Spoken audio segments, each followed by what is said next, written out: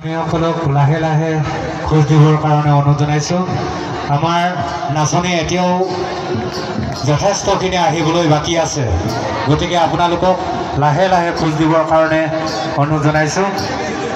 আমাৰ নাচনী আহি এতিয়াও শেষ হোৱা নাই আৰু যথেষ্টখিনি নাচনী আহিবলৈ বাকী আছে, গতিকে আপোনালোকক লাহে লাহে খোজ দিবৰ কাৰণে দুটা লাইনত খোজ দিবৰ কাৰণে আগবাঢ়ি যাবৰ কাৰণে অনুৰোধ জনাইছোঁ।